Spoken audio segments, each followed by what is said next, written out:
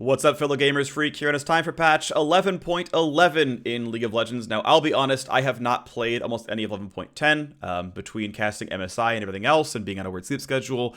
I have actually 0 games over the last patch, so I don't have any personal experience, not from watching pro, not from watching solo queue, but I can at least do math, and that's good enough for me. So 11.11 is here. There are a very small number of follow-ups based on the jungle changes of champs that were a bit too strong.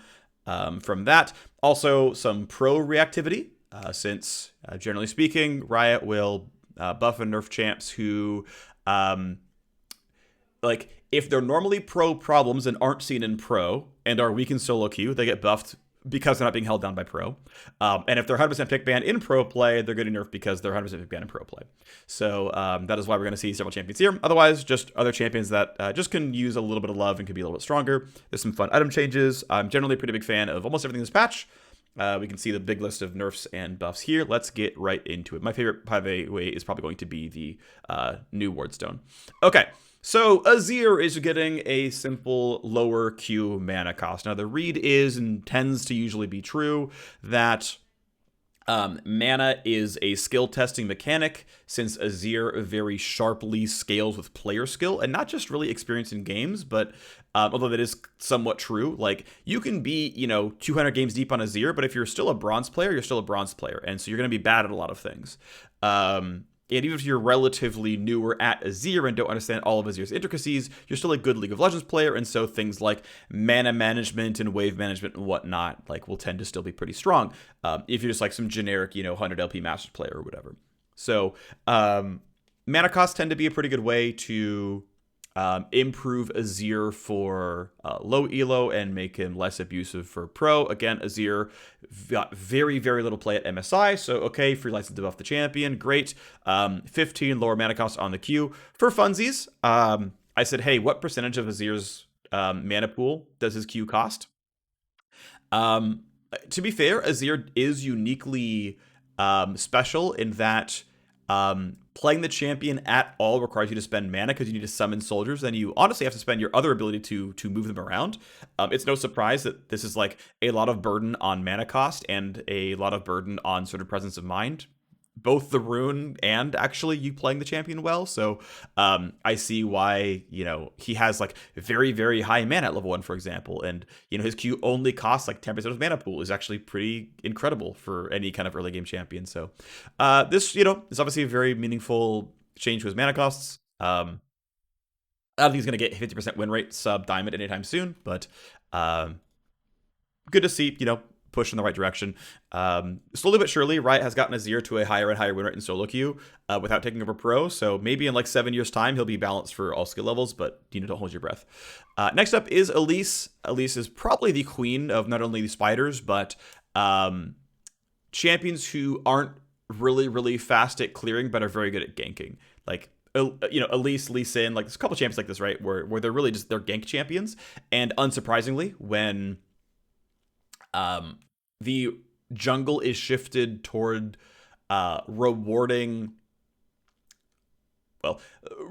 fast clears less. Elise tends to rise in the rankings, so she's unfortunately a bit too OP, and so Elise has a nerf to her AP ratio on her passive, which is her auto-attacking other champions. Now, of note, there was a meta call for a while where people were building a lot of Nashor's Tooth on her. That's mostly gone. It's like her 4th most common item at kind of any slot, so we're not really seeing Nashor's Elise. It's not really like we're doing, really big high attack speed on hit Elise, but this will still be a small nerf to her clear, since you're going to have at least one adaptive force rune. Obviously, your mythic is going to have AP on it, so as you build towards Night Harvester, your second clear is going to have a Doran's Ring or an Amp Tome or maybe both, so that's going to be a little bit slower as well. And one other thing of note is Elise and her spiders have really, really, really aggressive AP ratios. Normally, I say abilities have between 300 and 400 ability power. Roughly is what it takes to double the rank 5 damage of an ability. This holds true for, I'd say, about 80 to 90% of abilities. In Elise's case, it's like 100, which is like really, really aggressive. But that said, for her to use this in any way, she must auto attack, which means really the base damage isn't 30 or 10 to 30 or 10 to 40 or whatever. It's actually like 70 to 170 because she has base AD. So here is kind of what it really is, which is how much AP does it actually take to double her auto attack damage. And now the AP ratio has been nerfed. It's actually, well, at level 18, it's 730 ability power to double her auto attack damage, which is like really, really, really a large number, right? That's pretty aggressive. Ultimately, I think it's fine either way. Again, it is going to nerf her clear speed, but also keep in mind that any given gank, like if Elise isn't just like cocooningly pressing Q and leaving, like she is auto attacking several times, right? If she repels directly onto you and then Q auto, like she is going to get something out of this ratio. Again, it's her at Mythic, she's gonna have 100 AP, so it's 10 less damage per auto attack from Mythic onward. This is a pretty meaningful nerf. It's not super gigantic. Again, not all fights have, allow her to auto attack, but this is going to matter a fair bit. And again, it's only in melee form as well. Next up, we have Ezreal. Ezreal, the designers actually called this the win rate button. I'm curious how true this is. I know players tend to really, really, really, really underrate health regen. And I think mana regen probably as well as a stat. Health regen growth is even harder to appreciate because you don't even get it at level 1 and you get very little at level 2. But 2 base armor. Ezreal has very, very low base armor, for example. And I like this, by the way. I still believe that I want all champions, but especially champions of a class, to have the same total armor and MR at level 1. I don't care if you have more armor than Magicus or whatever else, but like when I look at Vayne, I look at Ezreal, and one's health bar is bigger than the other, but actually has less total durability. That's very frustrating to me. So Ezreal, for example, has very, very high base health. It's like, I think it's like 550 or something, compared to having 22 armor, which is absurdly low for an AD carry. That is frustrating to me that I can't look at the health bar and reliably tell how tanky a champion is. Yeah, there's an argument to be made like, oh, if the armor and MR are different, it's like, yeah, sure, you can't solve all problems, but like, so anyway, anytime that Ezreal is getting more towards normal marksman levels of armor MR, I am happy. So fan of this, cool beans. So here is Ezreal's health regen per minute. It is, from level 9, it's 10% higher. But of course, the problem is AD carries have very, very low health regen, so it's, not all that good. Someone asked, wouldn't all AD carries be the same? No, AD carries would not be the same because you can change like their health and their maybe even their regen if you really care. Like, a champion with 10% less health versus a champion with 10% less health because of armor and MR is still the exact same champion. They have 10% less durability functionally. There's little asterisk there, but it's not really that important. Like you have all these tuning levers to use for like health and regen and range and damage and attack speed and your ability damage and all these things. I think armor and MR are the least interesting ways to change champions, at least among a class. Okay, so again, health regen up moderately. Ezreal's core builds, I mean, sometimes he goes Divine Sunder that has regen on it because you lifesteal off the Q. I don't believe he typically runs either the Omnivamp or the Legend Bloodline, so it can be hard for Ezreal to get regen if he's not getting Ruin King in the build. So this can be more than you might think in the mid game. But if you are itemizing, so this might matter just because you don't always have a lot of lifesteal in this build. Doran's Blade by itself is not absurd amounts, but obviously tips the scale slightly. As far as the physical durability, 2 flat armor is, like 1.8% more durability. Okay, 1.6, it matters some. Like Ezreal is, 1.6% tankier against Burst in the early game. So when the support set plus Kai'Sa comes after you, you have a slightly higher chance of living. Great. At pretty much any meaningful point in the game, you're going to be regenerating more of your health. Okay, seems pretty solid. Next up is Graves. Very simple change. Just some base AD growth. Of note, the Graves Q, I believe, is bonus AD. The R is bonus AD as well. So this only affects his auto attacks and thus his E. It does not affect his Q or his R spells. Still, though, Graves auto attacks a lot. His first gank at like level 4 or something, it's 2 more attack damage. It's not that big of a deal. It's not going to help his clear speed that much. It will still add up though over time. Occasionally he'll save an auto attack here and there, and that can matter, beyond level 1. So yeah, moderately useful. 134 at level 18 is obviously quite a lot of attack damage. I do like that Graves is pushed towards being a like late game carry stat wise. That to me is. So this is something that I haven't looked at recently, so I don't know if this is true or not. But I know the other casters, and the other analysts and whatnot, they don't look at this stuff either for the most part. I think Azir will be the only one who does. And we tend to like hear Like, and this is kind of anecdotal, but like, I feel like a lot of you would have heard this as well. It's like, oh yeah, they've got a double marksman team. Their late game's pretty good. They have double marksman. They're gonna deal like really good damage. So like, marksmen are just like uniquely good late game.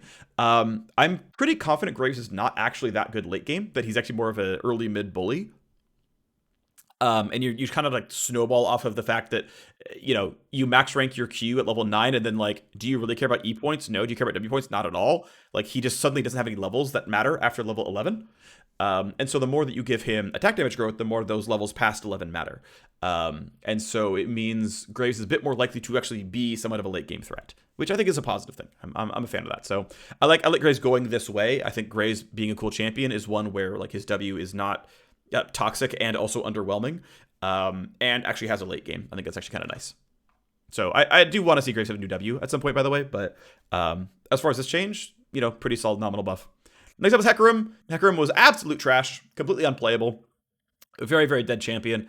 Higher AD ratio buffs are good. My understanding, I spot checked some of the win rate stuff in 11.10 or 11.9. Yeah, in 11.9, because that was the MSI patch. And I think Triforce was like still a bit higher win rate than Tank Mythics. So he is properly incentivized to go for AD builds, which is good. Hecarim, I think, is going to gain a lot of power off of Divine Sunder buff, by the way. Hecarim, I think, should really consider going Divine Sunder next patch. It's a bunch more sustain. It's a bunch more damage. So Hecarim, through this buff and Divine Sunderer, I think it's probably going to be in a decent spot next patch. Obviously, you can just check solo queue win rates on the first couple of days, and you'll be pretty confident in where it's going to land up. Okay. Next up is Lee Sin, getting just 1 second cooldown added onto the E.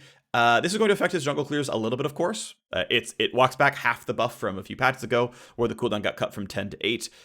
This is primarily though going to affect top lane Lee Sin. Keep in mind, top and mid Lee Sin max E first. They are using this as their primary wave clear tool. They're pushing. This is, as a quick aside, this is why being manaless is not a good thing for junglers. It is a good thing for solo laners, or laners in general. If you are listing a bunch of reasons why a champion is a good jungler, being manaless is not one of them. It is a good trait for a laner, because laners run out of resources. Junglers literally can't, because their jungle items give a ton of free mana regen.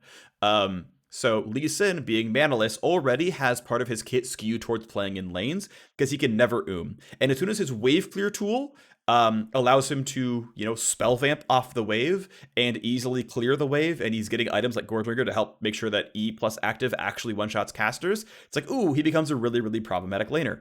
And unfortunately, yeah, we're in a world where rank 9 E plus Iron Spike Whip always one-shots casters, and hey, by the way, he's always got like 5% spell vamp, so even if Jace autos him twice while doing this, he still got the entire wave and healed back the auto attacks. Yeah, I think that's that Lee Sin is somewhat problematic in this case. What's unfortunate is, I know I talked about this in the patch rundown with the Lee Sin buffs, where it's like, man, I really would appreciate, E max being worthwhile, or at least E max second being worthwhile. So, I like having buffs to Lee Sin's E, because, as a jungler, I'd like to be able to max both my damage abilities. Lo and behold, top Lee Sin comes around and goes, I max E and I max Q second. We're 1.1 rank W. Let's go. And it's like, oh, right, that. Well then. So, what they could do if they really wanted to do this kind of stuff is like, they could lower Lee Sin's like regen and armor or MR or early durability, and make the E slow monster auto attacks. So it used to slow champion auto attacks. It was a really, really oppressive top laner, because you would just E max and you couldn't lose any fights because you slowed their attack speed. And attack speed are really overpowered. So, if you're like, hey, I wonder if we can find a tuning lever, it's like, well, yeah, you can, make Lee really hard to lane as, because his stats are lower. You can even just like lower some of the damage and then, give them obviously like jungle amps, but you could make him a frailer laner. Which I know has some knock-on effects in jungle, but you can like change scaling a little bit. I don't know, like, this gets a little awkward actually. This becomes a really weird and bloated change list. But like, if you're allowed a really weird and bloated change list, you could, for example, lower his early durability, make his E slow minion monster auto attacks, and then go from there. But like, that's not a very clean change list, so that's not the kind of thing Riot would probably do. They'd probably find something a little bit easier that would work out. Anyway, Still, this is going to do pretty well at nerfing him. I think if people want to play top and mid Lee Sin, they still can. I think jungle Lee Sin's going to still be fine as well. Because keep in mind, jungle Lee Sin, this is a 1-point wonder, and so you really don't care about the damage impact that much, so the cooldown is not going to be that important either. Next up is Leona. Leona's getting 15 flat damage off of her W. Keep in mind that Leona has 4 damage abilities, Q, W, E, and her passive, not even just counting the R. So it is still 15 damage off her full damage rotation, but keep in mind that part of the damage of every ability Leona has is the fact that it's W plus sunlight. So, the base damage in W, yes, it is down by 15. You max it first. It's still, pretty meaningful damage down. And sure, it's still 15 flat damage at all points in time, but as far as the percentage damage of her entire combo, assuming your teammates are, proccing sunlight and whatnot, it's not a huge deal, but this is still relevant. Ultimately, yeah, this is a moderate nerf to Leona. She's like reasonably strong. She's pretty popular in pro play. It's a solid nerf. Next up is Master Yi, and Master Yi is playing a lot of Duskblade builds. I personally really am enjoying like the Gale Force stuff. I'm enjoying like Gale Force PD and building auto attack style. I've played a fair bit of Master Yi over the last several months. But yeah, Duskblade Yi is very frustrating. Right, you get out of the queue, you come out invisible. By the time you're not invisible anymore, your queue's back up because of the cooldown refresh. Like, it's a very frustrating playstyle. I totally get that. I think it is very correct for Riot to nerf Duskblade out of optimal build path. I think that is very much good for the health of the game to not have the resetting invisibility. That sounds incredibly toxic, and I'm glad I haven't had to run into that just yet. So Alpha Strike down by 10%, AD ratio is going to do quite a bit to nerf raw AD builds like Duskblade. Also, the less of your total damage output is physical, the less you need lethality. So if Q is less of your damage and E is more of your damage, you're getting less value out of the Duskblade, Yomu's, Serpent's Fang, whatever lethality. So that's going to nerf that build slightly as well. And the more of your damage comes from basically flat auto attack damage. Now, E does have an AD ratio, keep in mind, but the more base damage there is, the more Master Yi is skewed toward buying attack speed. Oops, sorry about that. He is skewed toward buying attack speed. So this is a nice double hit that pushes towards Gale Force or towards Shieldbore, toward Kraken Slayer, and toward Phantom Dancer, and a little bit away from Duskblade. So I'm a fan of that one. Cool stuff here. Here is basically just Master Yi's auto attack damage with his E on, 6% higher. Obviously pretty good. This also helps cover for the fact that clear speed is getting weaker off of the Q damage. So cool stuff. I like the change. We'll see if it does enough, but I think it's a good change. Next up is Morgana. Damage against non-epics is now 155%. So she never did have bonus damage, at least for a while. Hasn't had bonus damage against Dragon and Baron. Ultimately, I know the designer looked at the numbers and said, okay, back when it was like 150%, it was like 0.5% below support or something. At 200, 185, it's all way too high. So it's now just, instead of 150, it's 155. It's like slightly better. We still buffed her technically. And here's the thing, like Morgana will still be a meta jungler is the thing. Now I know someone mentioned this on Reddit a few days back. One of the big changes that helped Morgana jungle was the buff that made the W tick down on things like medium Krug, which is a really, really big deal for clearing the most obnoxious camp in the game. That's very relevant that she can clear through Krugs faster. So like that is obviously a buff that matters, but yeah, even still, Morgana is going to be a meta jungler even after this change. Now, this is going to nerf her quite a bit, right? She's not going to be, the best jungler in the game. She's just going to be a good jungler. She's going to be in the pool. I believe she should not be S tier. I think there's no reason for Morgana to be S tier after this nerf. But again, she should be completely viable, completely playable. If you like more jungle, get in there. It's fine. And here is the data table. It is, in fact, 16% less damage. Next up is Nautilus. Nautilus is getting buffed to be a jungler as well. He's like a 44% win rate jungler. It's very bad. Minor pet peeve here, which I believe is written improperly and not that it's actually functioning this way. If I'm wrong, I'm wrong. I know at least initially there was one of the designers in the chat, so if you want to chime in.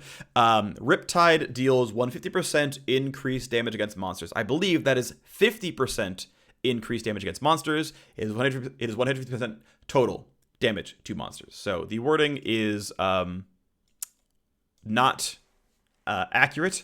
It is 150% damage against monsters. Still, though, doing 50% more is pretty important. That is a very big clear speed buff that definitely matters. So the single target damage, basically the way Riptide works is there's 3 waves that fly out. The first wave deals 55 to 175 damage. That is pretty weak scaling overall. E could honestly stand to have slightly higher damage scaling, but this was done to nerf top Nautilus from chain wave clearing, so I get why this happens. But the subsequent waves deal 50% damage of the first if you are ever not intrinsically, but if you're multi-hit, right? So if you're only hit by the third wave, it's 55. If you're only hit by the first wave, it's 55. If you're hit by 1 and 2 and 3, it's 110. So the ability is up to double damage based on your ability to like kite camps and make them walk into stuff and whatever. But a 50% increase to E's damage is pretty big deal. Now, I looked at some solo queue data. WMAX and EMAX were pretty much the same pick rate, or roughly the same pick rate, and roughly the same power level. So now that E is a bigger part of your jungle clear, we are almost certainly going to see EMAX on Nautilus. I think EMAX Nautilus is fine. I mean, again, the base damage is 350 against champions. That is a very good amount of damage. If his clear speed is not trash, he can actually get through the jungle. That's a really big deal, right? Clear speed is such a big deal for junglers that it is hard to properly suss out how much this matters. Because realistically, this needs to be a like 5% win rate buff to be like viable. Now, it might be that people are like, actually, I love playing tanks in the jungle, and I just didn't want to play Zac or Sejuani, and there's like a really big meta call that people really, really want to play Nautilus. I doubt that. So like maybe he can be a 48, 49% win rate jungler and people consider him good, but realistically he needs to gain like 5% or 6% win rate. I don't know if 50% more damage on E is a 5 or 6% win rate bump, but yeah. So apparently Nautilus can do a 6 camp clear at 315, which is like, that's the diamond standard for you're a good power clearer. That said, like YouTube clears are not the same thing as real game clears. Like, I know they're done often smiteless or potionless, or they're obviously done leashless, but you occasionally take runes that you would not take otherwise, and so there's sometimes issues there. That's all. Next up, Qiyana. So Qiyana is in a suite of champions that I got this analysis from ThinkCard when he talked about my review of Rumble Mid. He said there's basically a suite of champions that are really good at pushing their lane and then roaming. And those champs are all very, very good in high elo, but not good in pro, because pros are better at handling the roaming. Like, if in every, like, 300 LP Grandmaster game, every Aurelion Soul or Rumble or Qiyana roam just turns into a kill because, they're good at wave management. Of course they can roam. Like, they're good at the game. They're going to auto-shove every matchup in the game.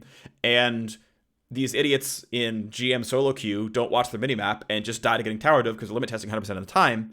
This means that we have an inflated win rate for Qiyana and Rumble and all these champions mid just roaming down to the bottom lane or roaming over to the top lane or whatever. But pro players pay more attention. They're only going to sack a minion wave, not 2 kills.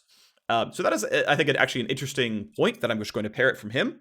I'm not certain how true that is. Obviously, in pro, lane priority matters, like fighting over scuttles matters, and getting dragon stacking matters, and whatnot. So I think there can be some debate over how much that roaming really does matter. But obviously, we see champions like Rumble Mid and Qiyana and Aurelion Soul and whatnot, like, aren't in pro, and Talon are not in pro despite being these good shove the wave roam bot kinds of champions. So Qiyana, basically to get back into it, is a champion that does this thing and crushes super high elo. Right? She crushes D2+ because she shoves the waves roam's bot, get double kills your bot lane. And so they're saying, okay, well, a couple of things here. One, so move speed tends to be pro, like, high skill skewed. So the more we nerf the more we nerf move speed, like, the less skill testing the champion is. Okay, I think it's reasonable. The entire reason she's good in high elo is shove the wave and then roam down and go double kill the bottom lane. So okay, if the roam is slower, then there you go. So I think the idea of this change is actually pretty smart. I like it a lot. Here is Qiyana's move speed without boots before and after the change. Again, you don't put points into W until the very end of the game, by the way. Well, not again, it's the first time I'm saying it this patch rundown, but you get 2% move speed per rank up. It's not exactly a ton, obviously, but 2% slower move speed, right? 1.9% slower move speed overall, basically. All right, yep. maybe you're more likely to miss a wave or a minion, once you roam and come back. Maybe the bot lane has a bit more time to react to you by the time you roam and come back. Okay, cool. Next up is Rumble. Now, Rumble is interesting. As far as I can tell, the passive damage on Rumble, though it is capped against monsters, specifically the percent health damage portion is what is capped. Now, again, this is inconsistently done across champions in the game. For some champions, this is in fact the entire damage is capped. So I'll use Volibear as an example, where you can have so much AP that the base damage of your ability is higher than the damage cap against monsters, and it's brought down to the damage cap. Conversely, Rumble, or at least so it says, only the percent health damage is capped against monsters. Everything else adds in normally, and that is how I think these things should be done, and I love it. Anyway, Rumble damage, the percent health damage is capped at 80. Now, of note, as we scroll down here, the old damage cap was at 2,000 health. The new damage cap is at 1,333 health. Now, what this means is that this nerf is, again, much, much more of a paper nerf than it is a real game nerf, right? Everyone clamoring, oh my gosh, Rumble's so OP, he does everything, he's the best champion in the game, losing more than he wins in the jungle. And so this change, it's like, okay, so first of all, even if you're hitting the damage cap, here is your auto attack damage while overheating. Now keep in mind, you're only overheating some portion of the time. Obviously, you're not overheating all the time, but this is your base AD. This is the flat damage. That's like, 5 to 40. And this is the percent health damage while capped on top. Obviously, meaningful damage nerf here. Obviously, it's 40 less damage per hit. That obviously can add up. Of course it can. Of note, though, you never, ever, ever on your first clear hit the cap, because the cap is at 2,000 health, the buff's at 1,800 health, the drop at 1,650. Nothing else on the first spawn of the jungle has 1,300 or more health. Big Krug has like 1k, Big Wolf has like 800 or something like that, Big Raptor has like 700, something like that, whatever the numbers actually are. They're all below the cap. So this actually only affects Gromp and the buffs, and then even then, the nerf is like about half of what it looks like on the tin. So realistically, not a very big nerf. It affects exactly 3 camps on your first clear. It affects exactly 1 camp on your second clear. And then it affects, 3 camps again on your third clear, right? So this does something, but it does very little to actually affect what Rumble really does. Okay, yeah, he kills Dragon a bit slower. He kills Rift Herald a bit slower. But like, this is much more of a nerf on paper than is a nerf in the real game. I think it's a good nerf. Great, sure, whatever. Get people to believe less in Rumble Jungle. I'm about it, but, off we go. Next up is Ryze. Ryze now has absurd health growth. Absurd health growth. Now, Ryze is another one where, much like Azir, he is weak in solo queue. He's actually weak in solo queue in all skill levels, and he's played some in pro play. Like, he's, I think, around like 18 to 20% presence in pro. Like, he's played more than the average champion. But this kind of feels like a mid laner saying, what do we play? I don't know. I know how to play Ryze. Let's play Ryze. Now, to be fair, like, Ryze got some play at MSI. He seemed pretty successful there as well. I think Cryan's Ryze game in game 3 was really good. So, like, Ryze clearly seems to do reasonable things in pro play. Again, a lot of these being like the Realm Warps in the Baron Pit and whatnot. Like, if Ryze couldn't Realm Warp you in a Baron Pit to do like really absurd stuff, like, I think this champion would be absolutely, a dog champion in pro play. And it is one thing that's kind of interesting that, like, on the last Ryze rework where he got Realm Warp, they're like, okay, so we have a really big problem where, like, he's like way too mechanically testing, and you're just like machine gunning spells forever, and you're just like jamming every single button all the time, and you're pressing R just for wave clear and spell vamp, and he's just like, he does really abusive things in lane, and that's like really pro skewed. So we're gonna give him an ult that relies on coordination, so he's still pro skewed. And I'm like, ooh, okay, well, he's still pro skewed then. Realm Warp is a really big deal. If your literal ultimate only works when you can tell your teammates what to do, yeah, turns out you're pro skewed. Oh well. Right. Same thing with Tom Kench W, right? So anyway, making him better of a baseline fighter, Cool beans. All right. Well, here's Ryze's health before and after. Yes, he really has this much health. It is a lot. Ryze is a lot of health. He is a tanky boy. Now that said, right, old versions of the kit used to have a shield on it. You know, you would put on 2 runes, then press Q, and you know you'd run around really fast and you get a shield and all that fun stuff. Yeah. So instead of having the shield, which is like, you know, combo testing and whatnot, and it meant if you first time Ryze, you just never do it properly.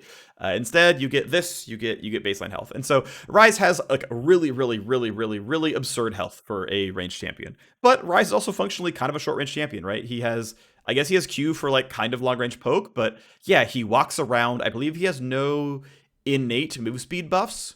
He just walks around and slings spells. So okay, it makes sense he has some like baseline high durability. I'm okay with that. And yeah, also he lost things like, you know, Rod of Ages, the Seraph Shield, right? There are other things that like affected his health, obviously.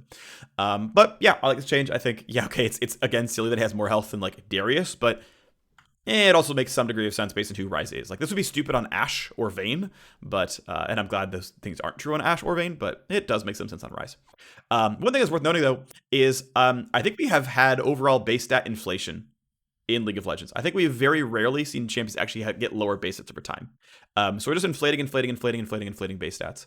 I will bet you there's an analysis that can be done of like the mean level 1 health in League of Legends, and it goes up year over year. And the mean level 18 health in League of Legends goes up year over year as well.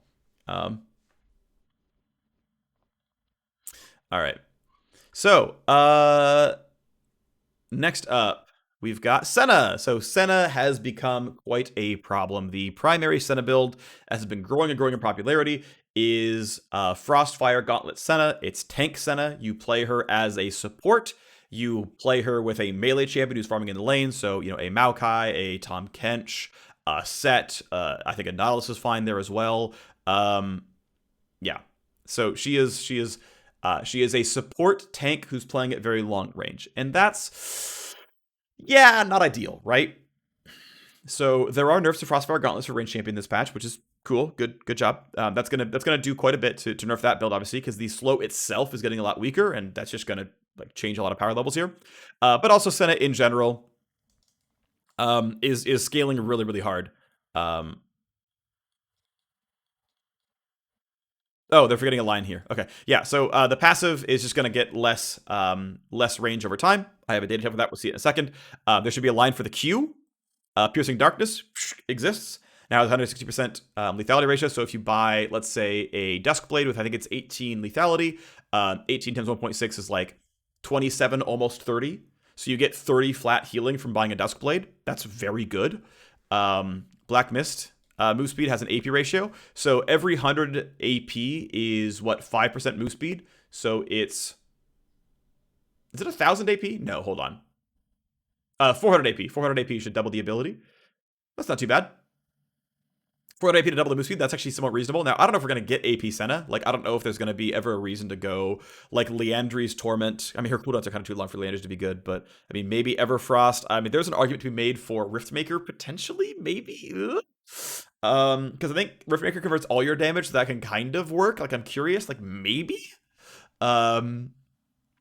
AP ratio bigger on the R, but it's like cool to see things, right? Because, you know, the idea of actually building, like you don't have to go like full AP, right? The idea of building Ardent Censer on Senna should make sense. The idea of building Staff of Flowing Water on Senna should make sense. The idea of going Moonstone Renewer on Senna should make sense. You know, these things should be reasonable choices and should be allowed to be built. Night Harvester probably makes actually a lot of sense there. Yeah, she's really good at applying Night Harvester. That would probably be her mythic, honestly. I think that's actually pretty reasonable. So like, and I want to be really clear about this. I'm a big fan of this. Like having AP ratios that are good enough that you could say, hey, you know what? Let's. Why should it make sense? Because Senna's a support. She shields her entire team with her R. She heals her team with her Q. She hastes and invises her team with her W. Or her E. I always forget. Like I play Senna, I just forget which one is which. But like. She literally does supportive things. She's literally a support. In pro and solo queue, she is played as a support. She is a support. So why would buying supportive items not make sense in this champion, right? She is a support. Why should she not be allowed to buy supportive items? Yes, I realize she is an auto attacker, right? Like, I realize she uses the big gun, but like her outputs are healing and shielding. And okay, sometimes damage, right? You can go for the Kraken Slayer builds and do all that stuff. But like, you can also, instead of being the Kraken Slayer champion, you can be the healing and shielding champion. Why should you not be allowed to play Ardent Censer, Staff of Flowing Water, Moonstone Senna? Like, that should make sense. She is a support. Why should she not be allowed to buy supportive items and then get value out of her ability power? I think that is reasonable. So yes. I think that's cool stuff. I like that. I'm a fan of that. I think it's a good thing. So yeah, she has some lethality scaling. She has some AP scaling. I think it's great. And again, this range nerf definitely matters. So here is Senna's range. Now, I'll be honest. This is kind of like, this is the ultra end game. Like 140 is absurdly high. So you're most going to live in this world. And the range differences are not that absurd, right? Like at 80 stacks, which is like a really good mid game, 700 becomes 680. This is not the sky is falling. This matters, sure. It's relevant, of course, absolutely, yes. But like, the sky is not falling here. Your base range is 600, and again, you're gonna stop. Like, the game ends around this point in time. Does Senna still have very good scaling? Yes, she does. Her AD growth, from stacks hasn't changed. Her range is still very, very high. All of her damage items still scale as hard as they used to. But you have the ability to go a bit more lethality. You have the ability to buy a bit more ability power. Fan of these changes. Next up is Seraphine. Seraphine's shield, which scales based on character level, is getting stronger. I have seen this misconception a couple of times where people are saying, oh, are we just embracing Seraphine as a bot lane support? Which is not what this change list implies. Seraphine was always meant to be a supportive champion. It's why she has this W. She hastes and shields her teammates nearby. Of course she's supportive. But she was also meant to be a mid laner. It's why her Q is a wave clear tool and her E helps be a wave clear tool. It's why her W is a 1-point wonder and the shield just scales on character level, because you could do mid laner things, aka maxing Q and E, while still getting the optimal W shield output. This is the intended build of the champion. And so the fact that this is getting buffed, and by the way, it's getting buffed in the end game, is again a push that helps late game Seraphine more. It helps higher level Seraphine more, which means it helps mid lane Seraphine more. This change list is skewed toward mid lane Seraphine.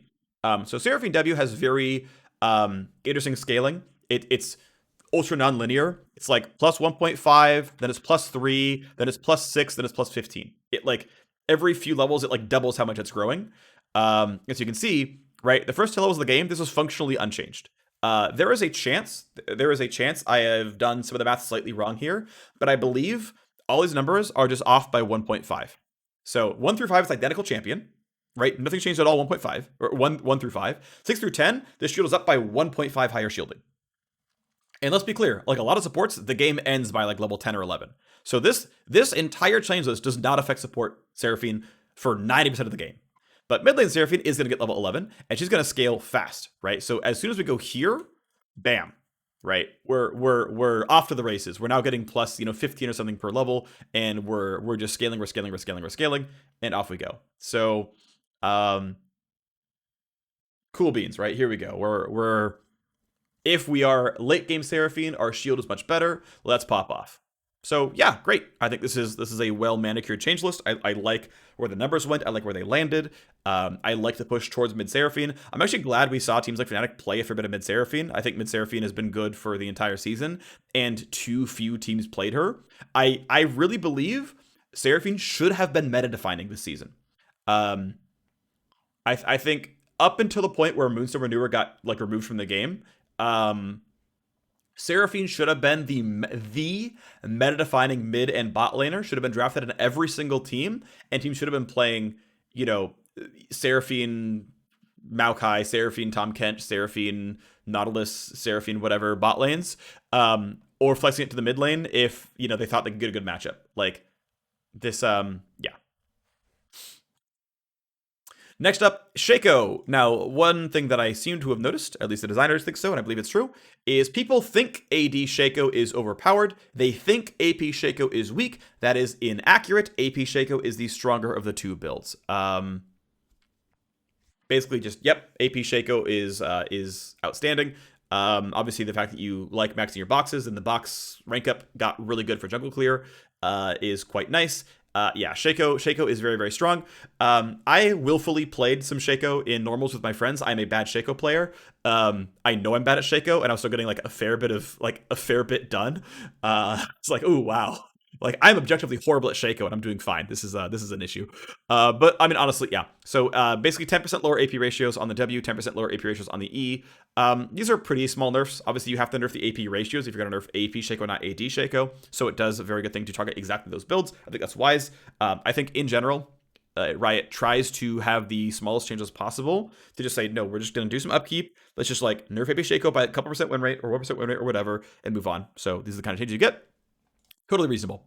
Next up, Singed is getting a bit more rank competitive on Fling. Singed still has a problem of his of not having a level past 13 that matters because he's gaining health, armor, MR, and no Q damage and very little E damage, and W's rank up is trash. And I know Riot already does things with like Zoe's Q, scale her character level, and there's a few other abilities that do that. I mean, you know, Seraphine's Shield for an easy example, but I don't know. I'm not sure how I feel about making that happen to more champions, but Singed feels like a candidate of a champion who could kind of use just Q damage scaling with level. I'm not sure though. I'm not sure that would actually be a good thing. Either way, you know, a bit more level incentive from 8 onwards. Cool. There's a pretty meaningful fling cooldown. The ability to like fling to start a fight and then get a second fling off before the fight is over is going to be pretty meaningful. This is quite relevant. The 2 seconds on fling is quite relevant here for endgame, so this is a pretty nice buff. I think Singed is also a pretty strong champion, so overall, yeah, I like this. And I like Singed a lot. So he's by the way, he's outstanding in a Gwen. He absolutely crushes Gwen. So something to keep in mind. Next up is Teemo, another champion I love playing. Like, we're just buffing top laners that I play. Like Singed, Teemo, Urgot. I love all 3 of these champions. 3-second flat cooldown buff on move quick. Yeah, so from my playing of Teemo, basically, there's actually a real consideration around maxing W second, just to have more move speed to get away from gank priority, especially if all your enemy champions are just like walk at you champs, like, you know, you're getting Garen and there's like a jungle, I don't know, Rumble or something. You know, move quick is really valuable to just get away from them and pop the active. At the same point, especially in like a grass lane where you want to get like that one auto attack off, your W active is really useful in terms of getting into range to get the auto attack because they're gonna, you know, your opponent's playing far away and you want to get that chase available, right? So move quick being a lower cooldown allows you to kind of more aggressively use the active to like chase someone down, but then like have it back in time for the gank. Honestly, yeah, the 17-second cooldown is pretty hurtful. 14 obviously is a bit nicer. Obviously, this is going to be a move speed change or a win rate change to a certain degree. But the most common build for Teemo is this is a 1-point wonder, and so it's not as much move speed all the time. Like if this is a 3-second cooldown or, you know, a 20% cooldown buff to like his Q or something, this would be like a way bigger change. But you know, small buff here. Again, there's some good matchups for Teemo. That's a good thing.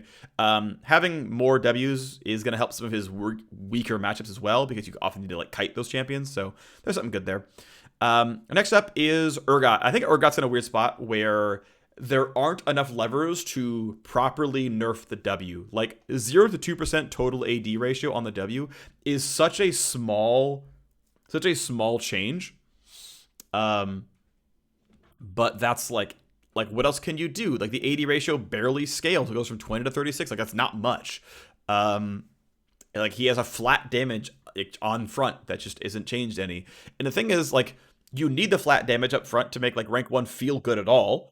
Because 20% total AD is like nothing, but because it's scaling up total AD, because they want to incentivize building attack damage, like you can't have that good of a late game ratio, otherwise it's just like really absurd. So how much move can you even give? And so it's kind of tough. So here is Urgot's, just with base stats, here's his damage before and after. Again, it's barely different, right? It like truly almost doesn't matter.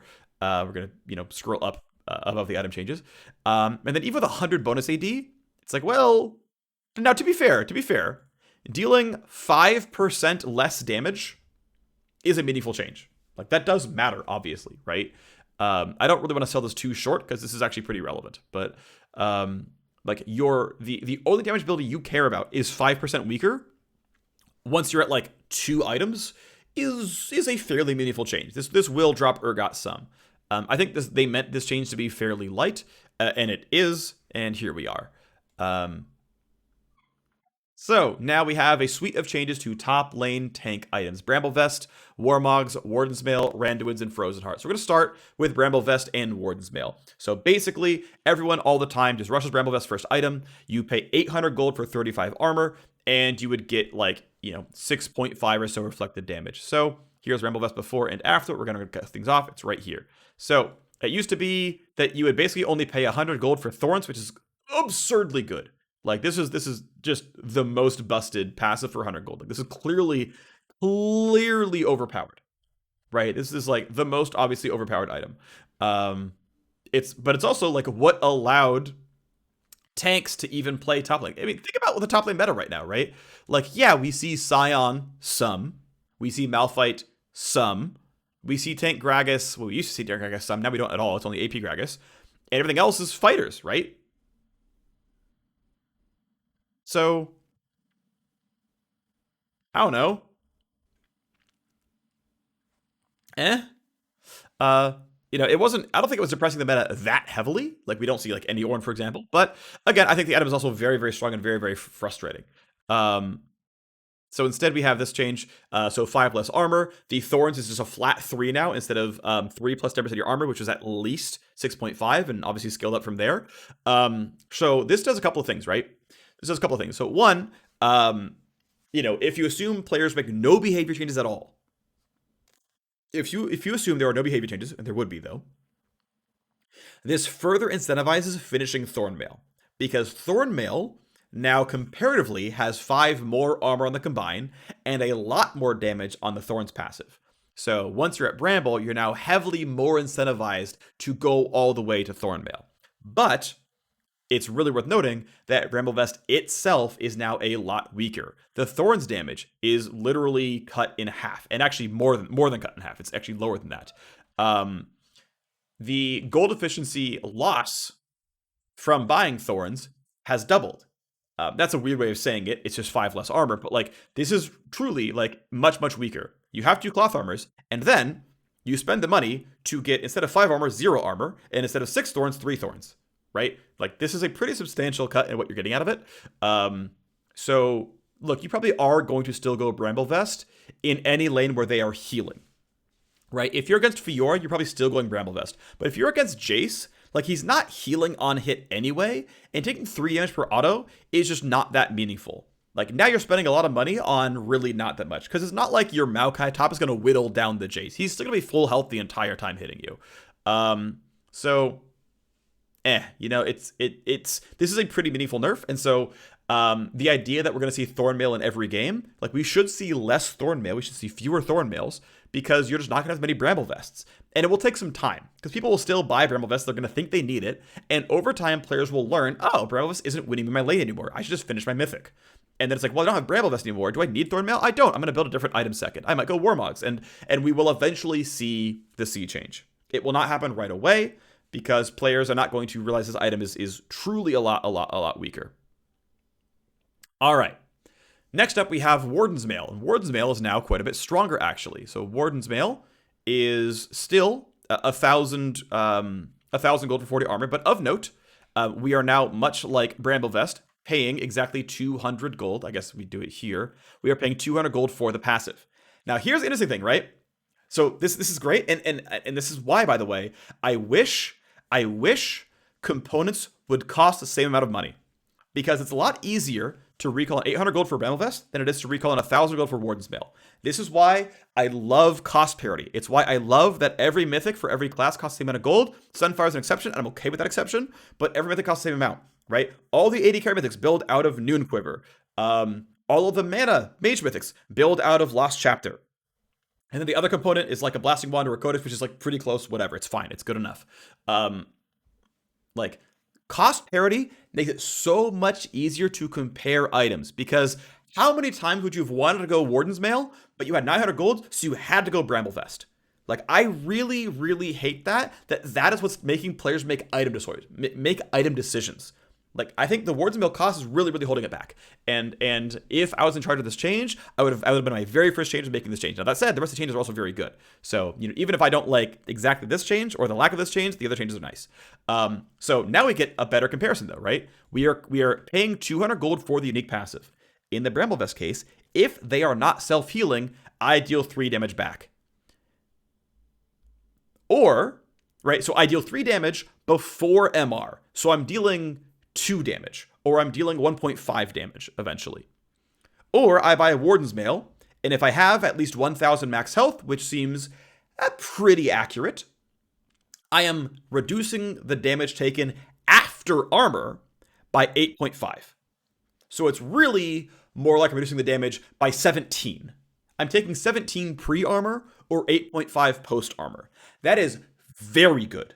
That is very, very, very good. Now suddenly, when I'm playing Ornn into Jace and I buy a Warden's Mail, like, well, instead of dealing 3 to you, which is irrelevant, I'm taking 8.5 less after armor, which is super relevant. That is very, very good. That is very, very, very good. And obviously I can go into Frozen Heart or Randos afterwards, but like, as a direct comparison, if your opponent is not self-healing, Warden's Mail is obviously better than Bramblevest.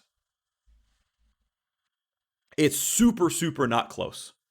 So through that lens, I like this change, right? Because you're paying 200 for the combine in both cases. The Rock Solid is clearly more than Thorns. Like, it's super nice. I really am a fan of like the design work on these changes. Good job. And then we have some knock-on effects where the further upgrades, because let's point out what's happening here, right? So instead of 0.5% of max health, it's 5 plus 0.35%. That continues on into Randuin's, and it continues on to Frozen Heart, which is 7 plus 0.35 because there's no health in the item, so there's actually a real comparison there. So let's kind of continue on very slightly and look at Randuin's. So Randuin's, of course, didn't get really anything changed about it, but it's worth pointing out the Rock Solid went from 10. At this point, I'm assuming 2,000 max health. I'm assuming that you have, it's probably actually higher than this, but I'm just going to say 2,000 max health. You're at Tank Mythic plus Randos, which is like plus 500. And you have, let's say, 1,500 health overall. Like, I'm undershooting slightly, but whatever. So if I have 2,000 max health, the Rock Solid goes from 10 to being worth 12. Okay, sure. We go to Frozen Heart, and the Frozen Heart goes from being worth 8.75 to being worth 13. Oh yeah, and then, okay, if I have the exact same health otherwise, if I'm, if this was going to be 2K, I'm going to set it at 1750. 8.75 Rock Solid becomes 13.125 Rock Solid. So yeah, okay. That's a very meaningful amount of Rock Solid difference, right? And again, it's after armor. I've got well over 100 armor in these cases, so it's more like 25 to 30 pre-armor. Like, this is really, really good. This is a pretty meaningful passive. And the attack speed slow is actually 20%. Of course, we should fix that. Cool beans, great, not hard. So these are big buffs. And again, the fact that you always built Bramblevest meant you always went Thornmail, because why would you sit on a component when you could just upgrade to Thornmail? Now that you're not always going Bramblevest, you're going to really consider going Warden's Mail, which means now you're just going to consider really going Randuin's or Frozen Heart. And the fact that, Randuin's didn't functionally get a buff, but Frozen Heart got a higher Rock Solid and a higher attack speed slow, which, by the way, at 700 range is going to affect basically every marksman ever. That's really, really, really, really good. And the fact that it's also team helpful, right? That even if Vayne is ignoring you, she does 20% less damage. That is really, really strong. This is 11.10 twice. Cool. We fixed it. Thank you, chat. Yeah, this is really good, right? Like, this is objectively a much stronger item. Now, it still feels, I think, a little weird that, like, the only tank items that have mana are armor items. It's not like physical damage doesn't exist in comps anyway, but, like, the only top lane tank item that has mana is the anti-attack speed item. So if I need mana to lane against, like, Kennen or Karma or something, I go Glacial Shroud? Like, that feels weird. That said, this item still does have a purpose, obviously, but I think long-term, Glacial Shroud should not exist, Frozen Heart should not have mana, and this item should look a little bit different, but whatever. And then, of course, we have Warmogs. Warmogs is now going to fit a lot earlier on into builds. I actually am a big fan of this change as well. I'm actually a really big fan of items looking at bonus stats and not base stats. I think it's actually a really big deal. So Kraken's looks at bonus. Warmogs now looks at bonus. Obviously, anything that scales of AP, intrinsically ability power is a bonus stat.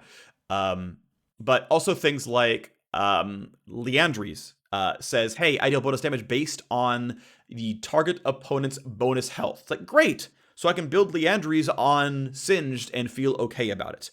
I can build Leandry with Demonic Embrace and not cut my own damage down. Like, I'm a huge fan of bonus stats being the if statement, because base stats are just what the champion does baseline. I think base stats should not really affect how these items interact with things, how your choices interact. Like, that's a pretty big deal.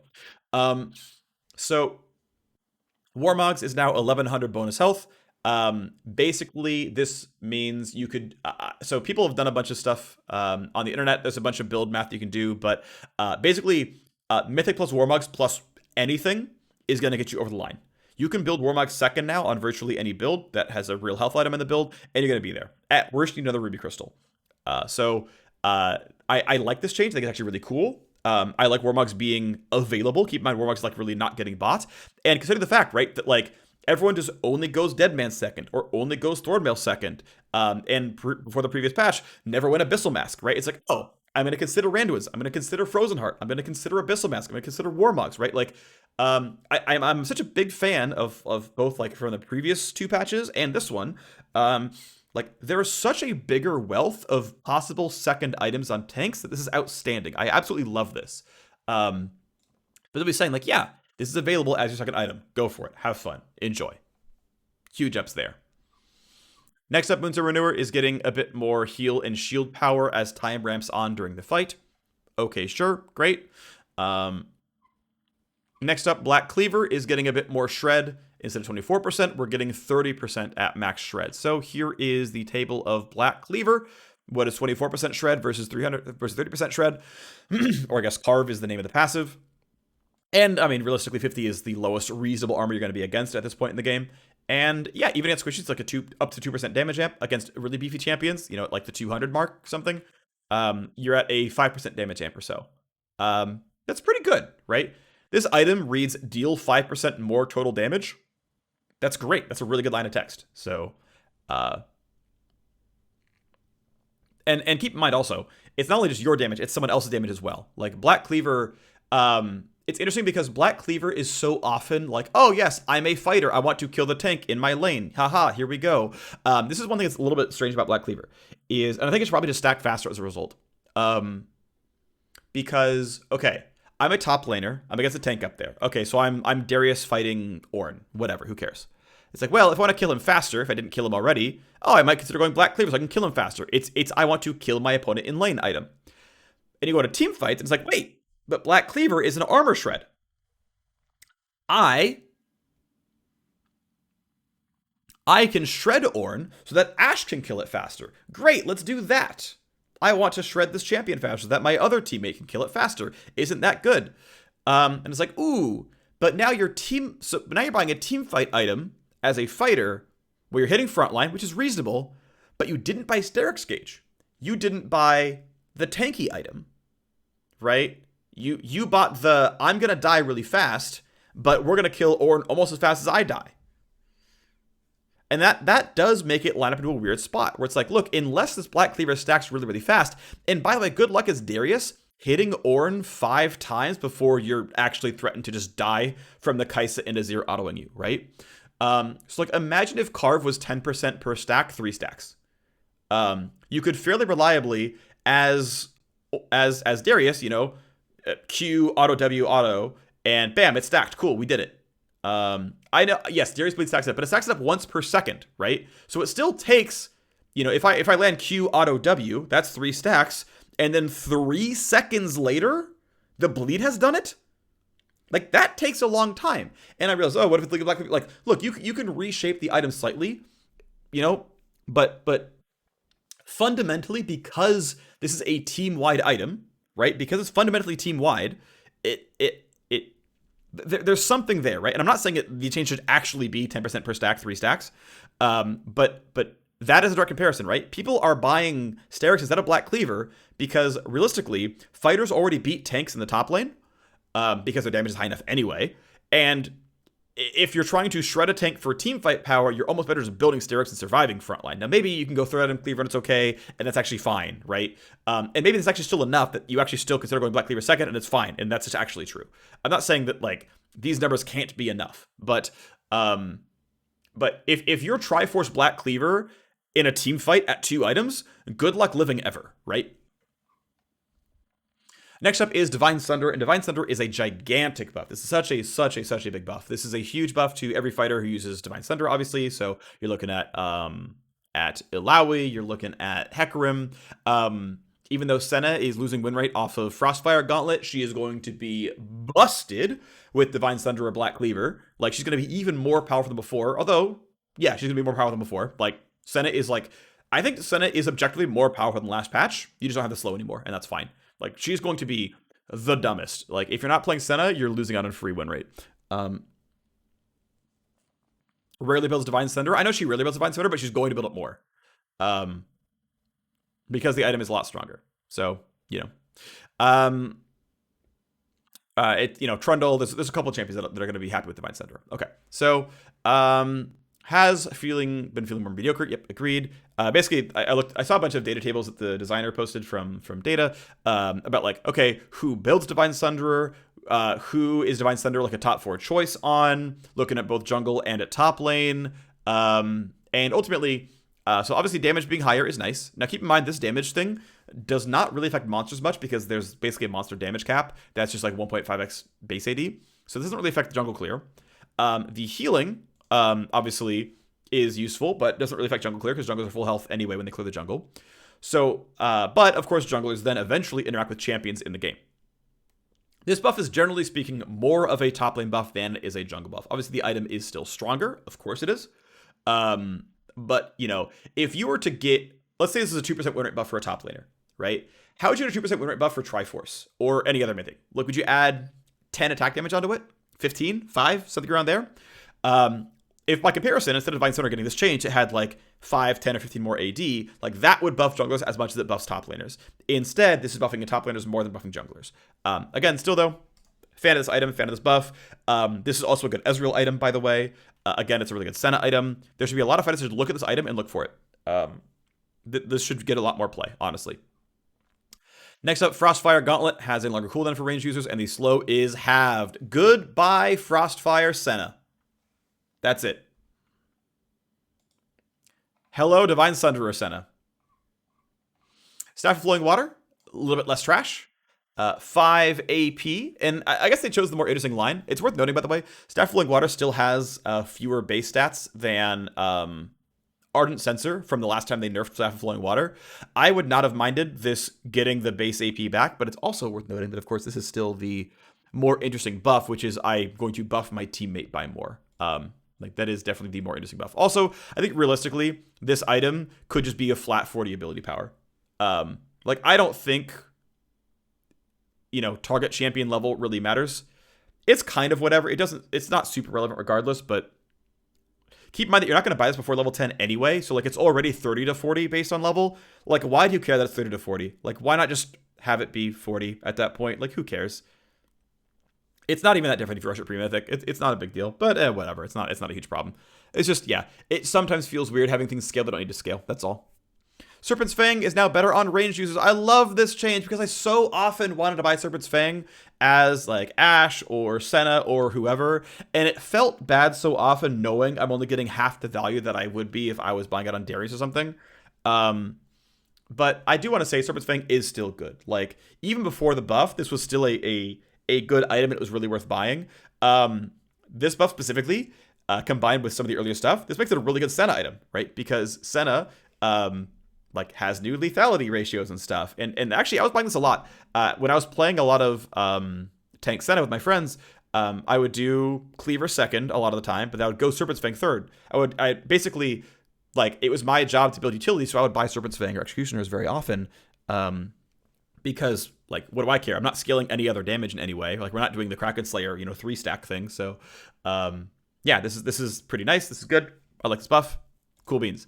And now, my favorite set of changes is the Wardstone update. So, basically, the quick rundown before is you would buy Stirring Wardstone whenever you wanted, and it was absolute trash. This item was complete garbage.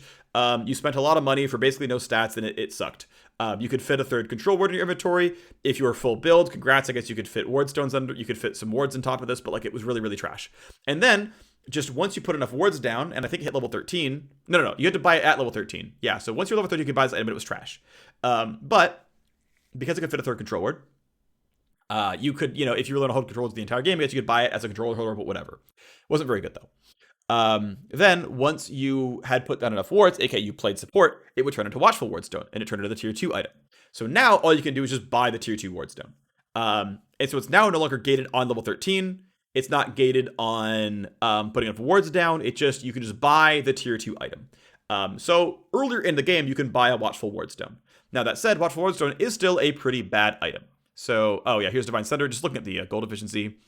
So just real quick for Divine Thunder then, instead of getting 5% of their health back in damage from Divine Thunder, you're getting 7.8% of their health back as damage, or of their health back as life, excuse me. And for each champion, instead of getting 3% back, you're getting 4.8% back. So pretty huge sustain win for these champions.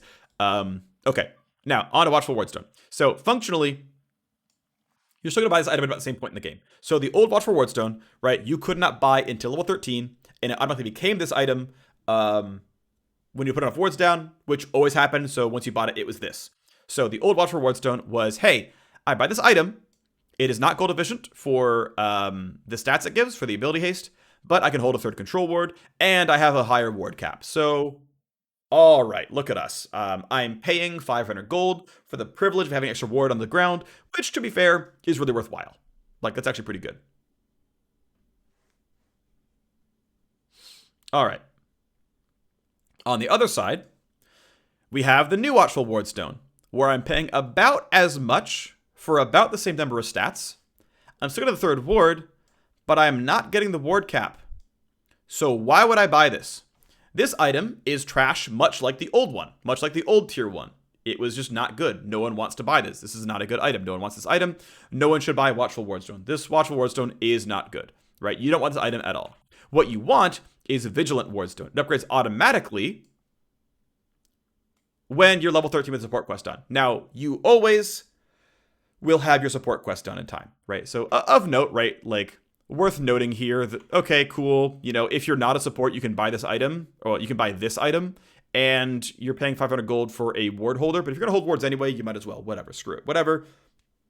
If you're going to play Jungle Trundle and you're going to be supported the entire game, you can just buy Watchful Wardstone, and you're paying 500 gold for, a ward holder. Okay, I mean, it's something, right? But now, by the time you're level 13, your support quest is always done.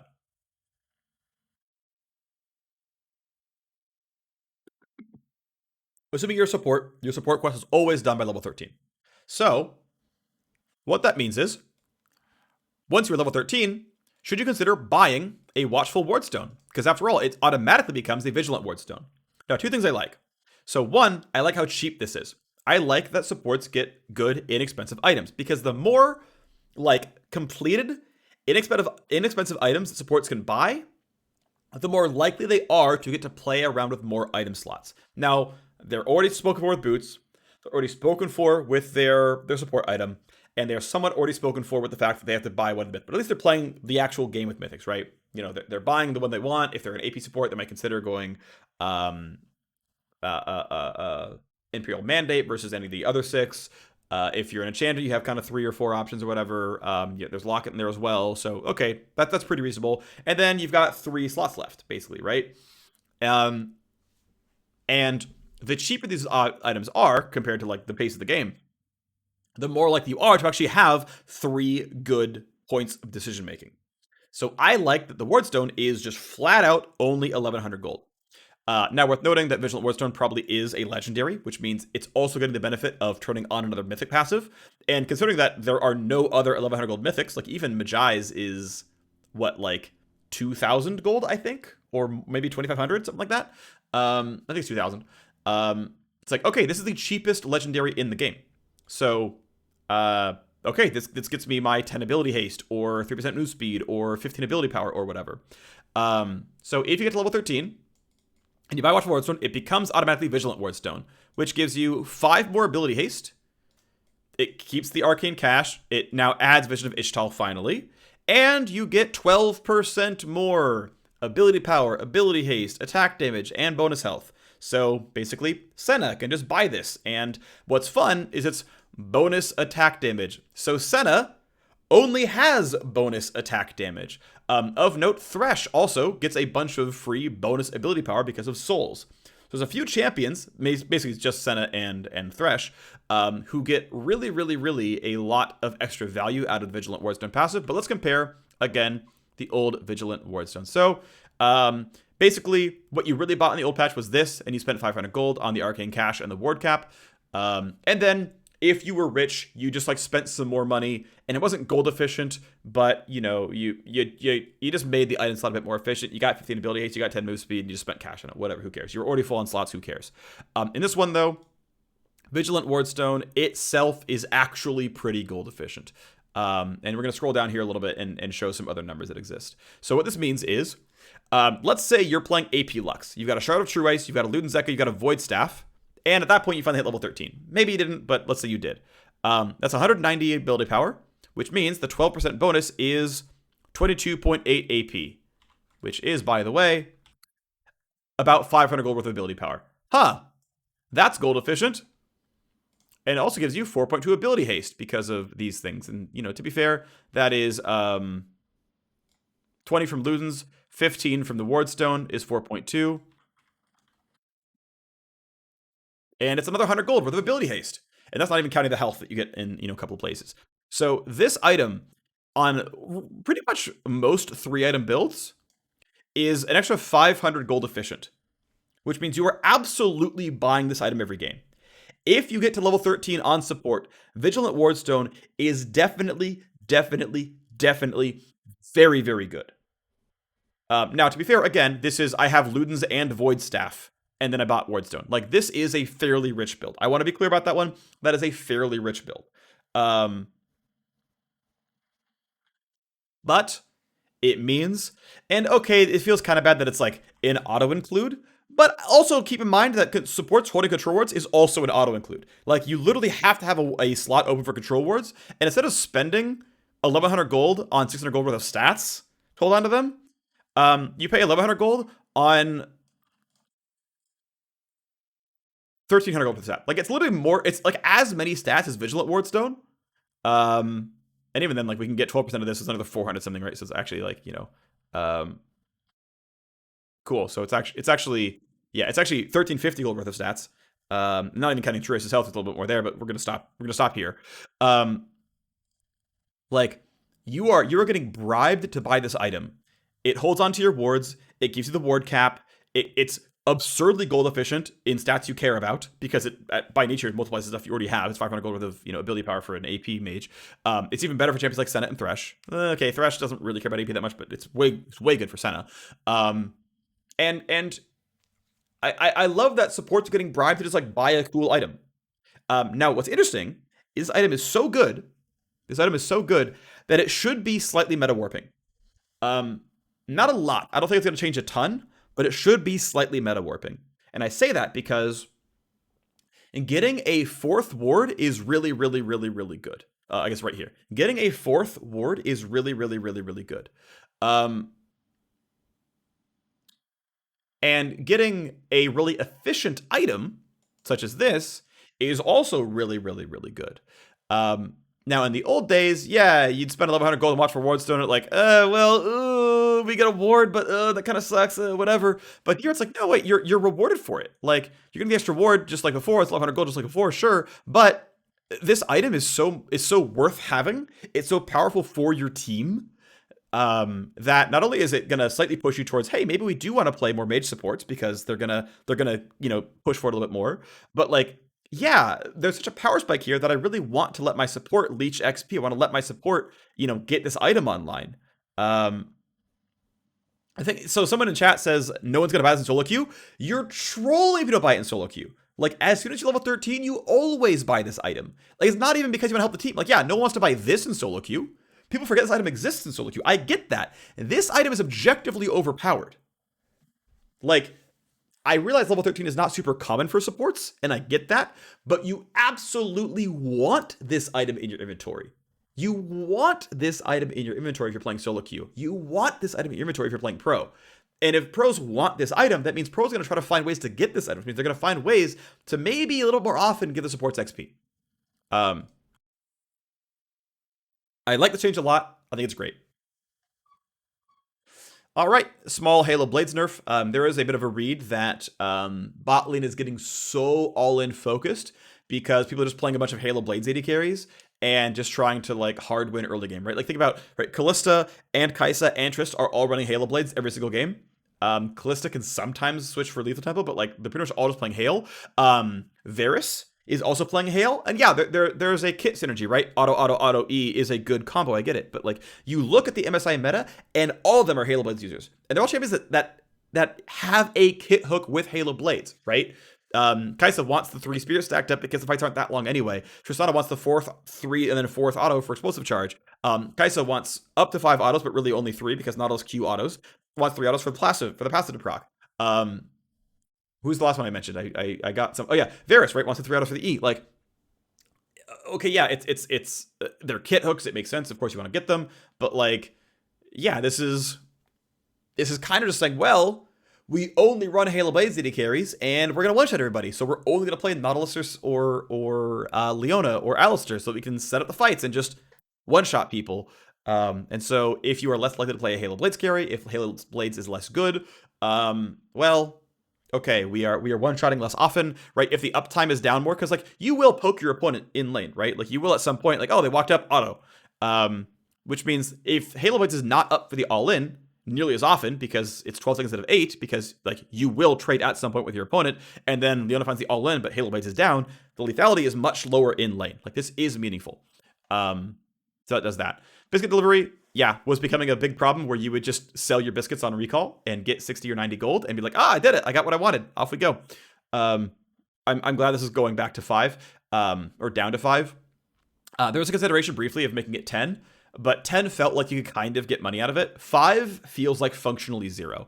Now, it's worth noting that you always got the mana when you sold them. That's no different. The max mana was always going to be there. So Biscuit Delivery can still just be like, here's 120 max mana and, you know, some sustain. But now it's not here's 120 max mana and the 90 gold. It's use the biscuits. So big fan of that change. I think it's really good. Shop updates, Nexus Blitz ARAM, bug fixes. Okay, great. So patch rundown for 11.11. Let's do it, everybody. Big set of changes here. Azir, lower mana cost early game, should help newer players. Weaker players do better with him. Cool stuff. Actually, lower mana cost all points of time, really, but doesn't as much late game. Elise, lower AP ratio on her passive auto attack in spider form. She's not really doing a lot of Gnasher's Tooth builds, but it's still going to affect her damage overall, so solid nerf there. Ezreal is buffed a lot this patch. There's Divine Slender getting better, as well as some health regen growth, as well as some base armor. Less all-in, higher health more often at various points in time. Pretty big buff to Ezreal. Graves gets another 1 AD growth. Pretty solid stuff for his late game. Solid buff there. Hecarim getting 5% bonus AD ratio on Q and another 5-10% bonus AD ratio on E. Plus the Divine Thunder buffs. Hecarim should be in a pretty reasonable spot and probably pretty playable next patch. Lee Sin taking over pro play as a top laner. 1 second cooldown on the E. Pretty meaningful there. Probably still playable. In the jungle, definitely still good there as well. Leona 15 damage flat off of her all-in power. Definitely going to be meaningful. Obviously, you can hurt her wave clear for her teammate as well and whatnot, but ultimately, yeah, I mean, Leona probably loses like 1% win rate or so, and instead of being slightly strong, she's going to be roughly balanced. Master Yi is pushed away from Duskblade builds, so lower AD ratio on the Q, higher flat damage on the E, incentivized attack speed, so it's going to push more towards Gale Force, Fragrance Slayer, and Shield Bow, which are good changes. Master Yi also overall just a bit strong. So, yep, okay, but a good reshape, obviously. Duskblade Master Yi is pretty frustrating and annoying. Morgana is basically nerfed all the way back down with the W. One change that has been kept, keep in mind, is that her W still properly resets off of medium Krug, which definitely matters, as that's the highest gold value camp in the game. So that's actually a really big deal. So that's still there. But yeah, the overall clear speed for everything else is back down to sort of normalcy. Nautilus now does 50% increased damage against monsters. That is a very big deal. He is like a 44% win rate jungler. I don't know if he's going to gain 5 to 6% win rate off this buff, but it is a meaningful buff, and Nautilus is probably going to be slightly weak, but at least playable in the jungle as of this change. Qiyana, too good in very high elo as a roamer, so 2% lower move speed is going to help a little bit.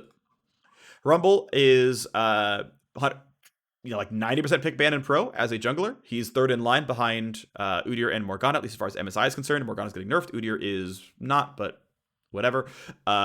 His skill run is fine at least. But this damage cap, it only affects the percent health damage portion of the cap, as far as I can tell. And this only affects Gromp and red and blue buff, and not even all the way. The cap for 120 was 2k health. The cap for 80 is 1333 health. And Gromp, red, and blue all have between those two numbers, so it's really more like 100 becomes 80, and is not as big of a nerf as you might think. So Rumble, if you liked him, he's still good. Rise gets 12 more health growth, which is a lot. A lot more durability should help him frontline a bit more. Well, just survive in team fights a bit more and have more time to get his damage off. This is going to be pretty good. We should see Rise a bit in pro play once Summer Split starts, and he's still going to be weak in solo queue because, of course, he is. He's Rise. Senna was completely crushing the game as Tank Senna.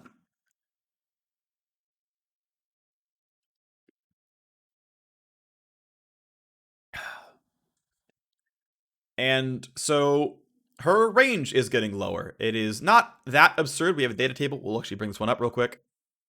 Here it is. Realistically, you end the game at most at 140.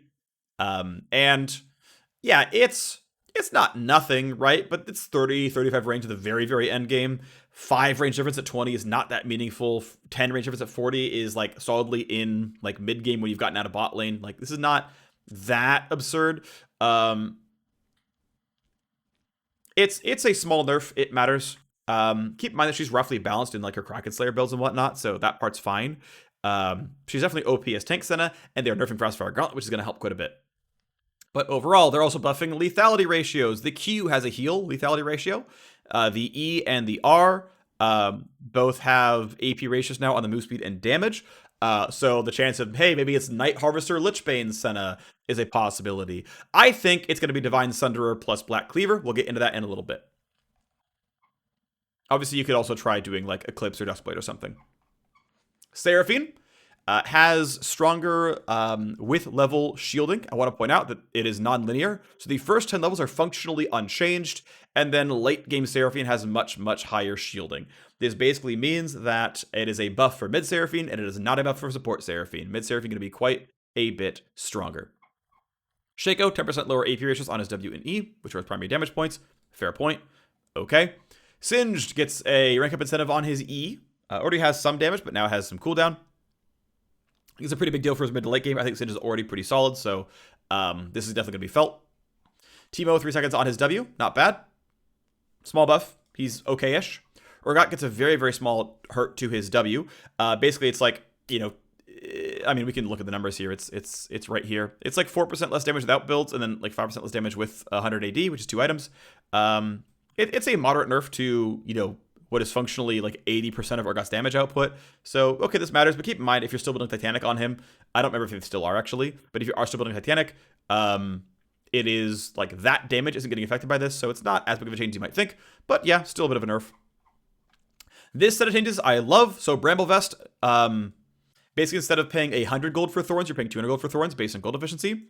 And instead of the Thorns damage being 6.5 without items, it's 3 without items. It doesn't scale. That is a very big deal. That is a lot less Thorns damage. It is a lot less armor. Compared to that, we have Warden's Mail, where you're also paying 200 gold for the passive because it's 1,000 gold for 40 armor. And the damage reduction is going to be like, what, 7 or 8? And so instead of dealing 3 damage back, you are taking 7 or 8 less damage total after armor.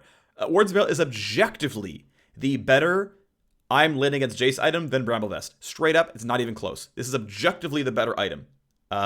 Which means that once you have Warden's Mail, you might go into randoms or go into Frozen Heart. And Frozen Heart, by the way, buffed with 5% more attack speed slow.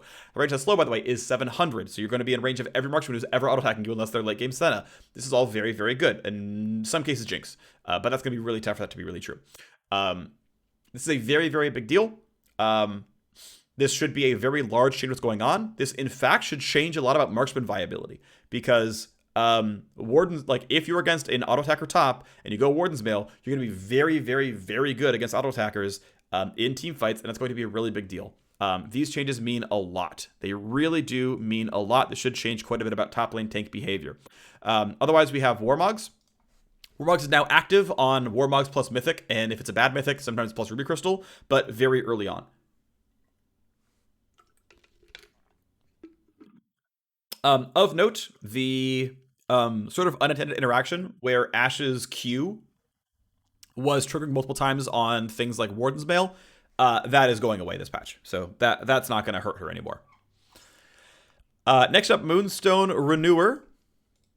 Looks fun. Yeah, a little bit more shield and healed power as time goes on in the fights. I think this item is still going to be way too weak, so we'll wait for more patches so this item is good, but I think it's still garbage. Black Cleaver now shreds 30% armor instead of 24% armor at max stacks. This can be up to a 5% damage amp against tanks for every physical damage member on your team. That's a pretty big deal. Divine Sunder now does 20% more damage to the Spellblade, which is a really, really big deal. The healing is also up by about 25%, which is also really relevant. Divine Sunderer should be doing a lot to change around what champs are getting played and what champs are building what. This should be a really big deal. Again, champs like Hecarim care, Ezreal cares, Alawi can care, Trundle cares, there's like Nasus cares, there's a lot of these. Frostfire Gauntlet is now dead for ranged users, so goodbye Frostfire Gauntlet, Senna. Divine Sunderer is now my best friend with Black Cleaver. Senna is even stronger than she was before with her 2 new items. Get on that. It's free wins. Staff Flowing Water, 5 more AP to the target. Cool beans. That sounds nice. Serpent's Fang is basically 40% stronger for ranged champions, which is a quite big deal. You're getting a lot more shielding removed. Absolutely outstanding. This item's going to get picked up a lot more often. I think specifically on Marksman because it's easy to apply. And 35% versus 50% is not so much of a loss that you're like really missing out on the good shield shred. This is quite nice. And then finally, new Wardstone. So basically, we're gonna just go ahead and just look at this. Okay, so here's what's on screen. Okay, basically, you never bought the old tier 1 Wardstone. You'd only buy it once you're already gonna level it up, like by having enough wards. So this was already what you bought at tier 1. And this is still what you buy at tier 1. And it's a similar item, but it's weaker, right? It is, this can be bought at any point in time, by the way. Watchful Wardstone. Like, so this, you had to be level 13 and put down like 30 wards or whatever. But you wouldn't buy it before level 13 anyway. Or like, by the time you were level 13 and you bought it, you had the wards, so like whatever, right? So this was already what you bought initially. This you can buy at any point in time. But it evolves if you're already level 13.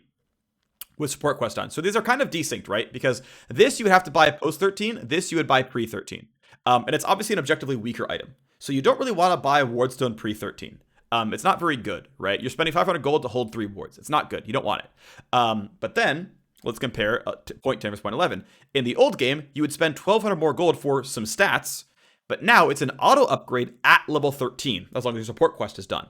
So really, we're comparing this old item over here in the top left to the new item in the bottom right, which is I'm a support and level 13, and I spend 1,100 gold on this item. And it's like, well, I get 3 control wards, I get +1 to the ward cap, I get 600 gold of stats, I get 3 wards, I get a ward cap, I get 700 gold worth of stats, and 12% bonus ability power, ability haste, attack damage, and health, which we spot checked as like a fairly rich Lux. That said, okay, Shred of True Ice, Luden's Void Staff, that's 170. 12% of that is 28. Luden's plus Wardstone's haste, that's extra 4.2, which means we're getting like, 1,350 or so extra gold and stats, which means it's actually gold efficient. It's gold efficient and comes with a free ward, comes with ward cap and comes with ward holding. So very, very strong. This item is instantly worth buying. It's also, of course, minus the legendary, so it turns on your your mythic passive one more time. So it really, really, really, really good item. Every level 13 support should be buying the new Wardstone. It is very strong. That's what it comes down to basically, is don't buy this until you're level 13, and then bam, instantly Vigilant Wardstone, we're in there. That's the build. It's going to be great. Halo Blaze nerf is going to pretty much affect Tristana and Kai'Sa and Varus and such. Honestly, a lot of them have good replacement keystones, not a big deal. Varus can just play Comet and just play Poke. You can play the tempo and play on hit. It's going to be fine. Tristana, I think in a lot of lanes could just go press the attack anyway, because you're going to use Rapid Fire for your attack speed regardless, and that's going to be fine. It's better team fighting that way anyway. So that could be a reasonable choice. Biscuits you can't sell for 90 gold anymore. You can only sell for 15 gold. That's pretty much gone. Let's be clear. That's pretty dead. And yeah, shop updates, Nexus Blitz changes, bug fixing QOL, Cool beans. All right. Well, and we got some skins. Looks nice. All right, everyone. Thanks for tuning into the patch rundown. I will see you next time. Bye-bye.